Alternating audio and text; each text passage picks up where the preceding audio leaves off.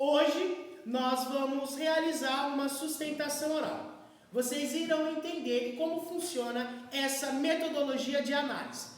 Em tempo de chat GPT, ela é muito importante, afinal ela vai demonstrar aquilo que o aluno realmente aprendeu. Hoje nós vamos demonstrar isso na prática.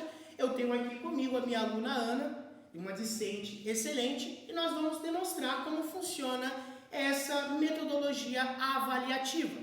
Eu vou iniciar com algumas questões onde a minha aluna vai responder. Tudo bem, Ana? Então, a primeira questão, que é muito importante dentro das ciências sociais e ciências humanas, é a seguinte: o que é cidadania?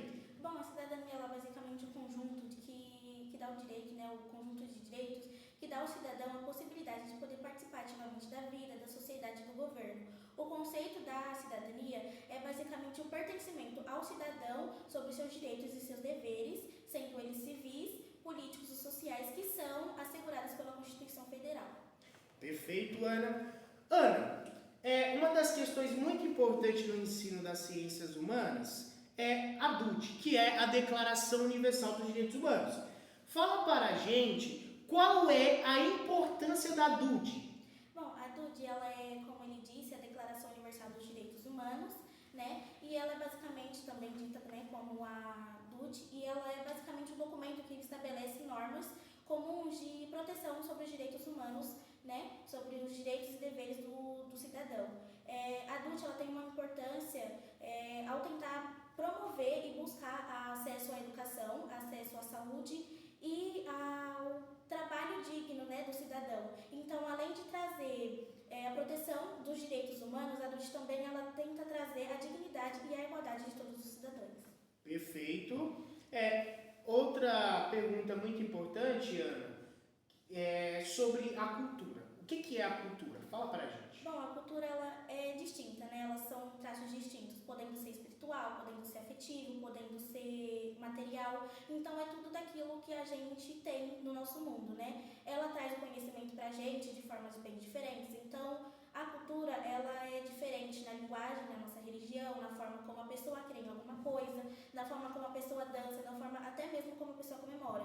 Uma das formas mais fáceis mais claras da gente ver a cultura é na linguagem, porque acaba que em um lugar a linguagem é de uma forma, a gente se comunica de uma forma e em outros lugares a gente se comunica de outra forma. Então a cultura é basicamente isso, é aquilo de forma diferente, distinta e que acaba passando conhecimento pra gente de formas diferentes e de forma boa e legal. Boa.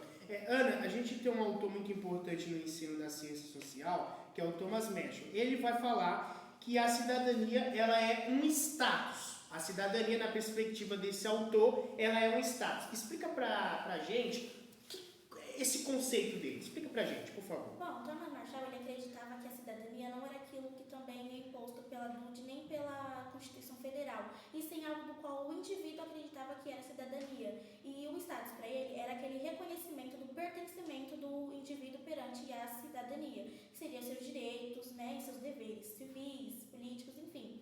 Então, Thomas Marshall ele acreditava que a cidadania vinha muito do indivíduo, sobre o que o indivíduo acreditava ser cidadania, sobre como o indivíduo agia perante uma sociedade, perante uma comunidade ou um grupo social, ou até mesmo sobre uma pessoa em particular. Então, para Thomas Marshall, a cidadania e o status seria basicamente isso, o reconhecimento sobre uma cidadania e o seu pertencimento, né, sobre os seus direitos e seus deveres dentro de uma sociedade. Perfeito.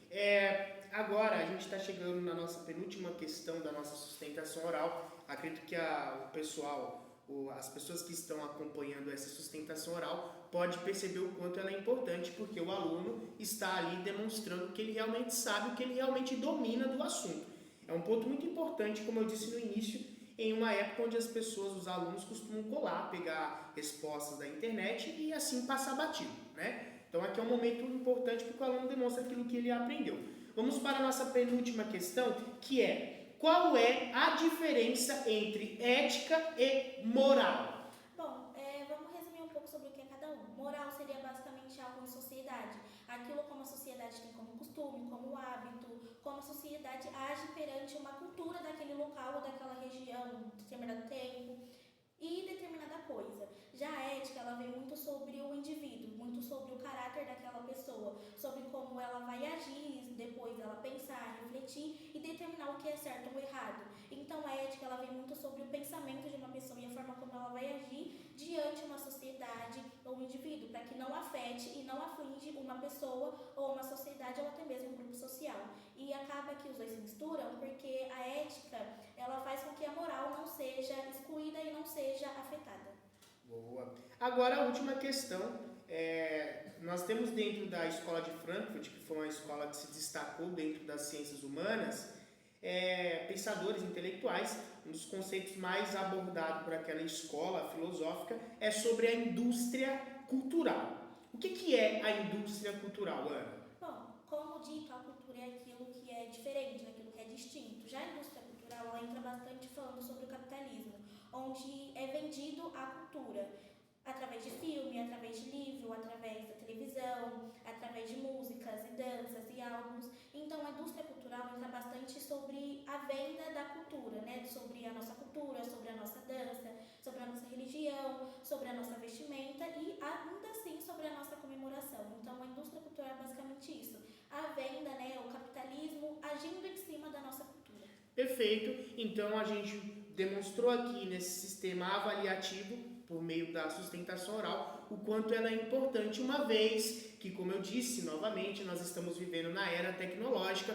O aluno, ele consegue copiar da internet, ele consegue passar batido perante o sistema avaliativo do professor. E uma das boas metodologias acaba sendo a sustentação oral, que é o momento que o aluno ele comprova. O aluno está frente a frente com o docente e ele consegue comprovar aquilo que ele aprendeu e aquilo que ele não aprendeu. Ainda que o aluno tenha dificuldade em se expressar, ele consegue demonstrar se ele realmente compreendeu alguma coisa ao longo da explicação e dos conteúdos bimestrais. Muito obrigado, Ana. Deixo aqui meus parabéns a você, que é uma aluna que se destaca, por isso que pedi para que você viesse aqui demonstrar como funciona a sustentação oral, tá bom? Muito obrigado e um forte abraço.